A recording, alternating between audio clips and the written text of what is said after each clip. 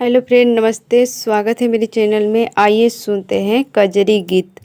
अब की सावन में साजनवा बोल घर कहिया अइबना। अब की सावन में साजनवा बोल घर कहिया अइबना। बोल घर कहिया अइबना हो, बोल घर कहिया अइबना। अब की सावन में साजनवा बोल घर कहिया अइबना। हर हर भइल खेत खलिहानवा, हरी हरी भइल खेत खलिहानवा। बोल पपिया बोल कोयलिया, बोल पिया कहिया अइबना हो, बोल पिया कहिया अइबना। पुरवा पवन मोरे जिया घबरावे, पुरवा पवन मोर जिया घबरावे।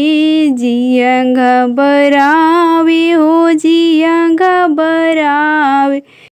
हर भइले खेत खलिहानवा, बोल पिया कहिया अइबना। अब की सावन में साजनवा बोल घर कहिया अइबना।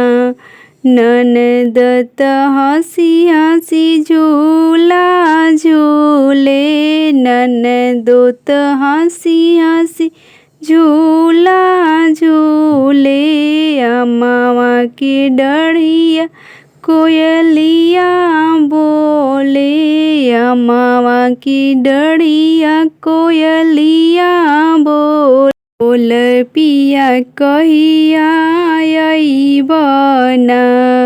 रिमी झिम बरसेला अगनवा, बोल पिया कहिया अइबना हो। रिमी झिमी बरसेला आंगनवा, बोल पिया कहिया अइबना।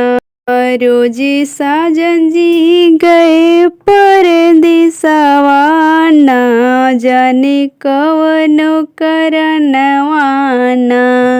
हम रोज साजन जी गए परदेसवा, ना जाने कवन करनवा ना।